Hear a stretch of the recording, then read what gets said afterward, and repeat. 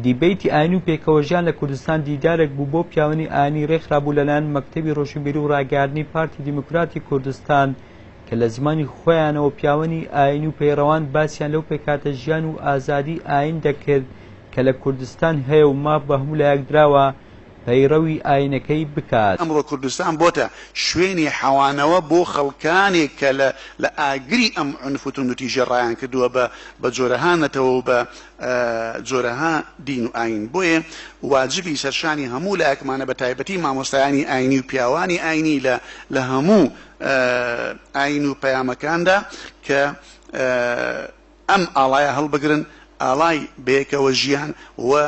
دیاریش بن لە ناو خەڵکیدا، دیار بن نوخبە دینیەکە دیار بێ کە لێک نزیکە، بەڵکو ئەتباعەکانیشیان لێک نزیک دەبن. ئێمە چۆن بتوانین لە ڕێگەی ئاینەکان و لە ڕێگەی و پێکەوەژیان لە ڕێگەی ئەو کەلتورە جوانەیە کە کورد هەزاران ساڵە هەیەی ئێمەش حسابی مرۆڤمان بۆ بکرێت لە نێو کۆمەڵگەی مرۆڤایەتی، ئێمە چۆن بتوانین ببین بە دەوڵەت، ئێمە چۆن بتوانین سەربەخۆیی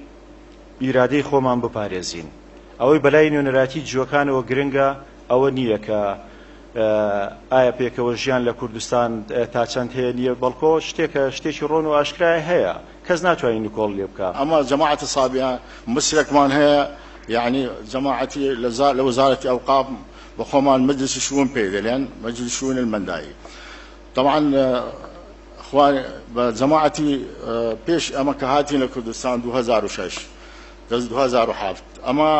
شتێکمان نەبوو لە هەولێرێ. سەرۆکی کاک مەسعود بارزانی جەماعەتی مساعدەمان کرد، دوو خانیەمان دام لۆ بەمان،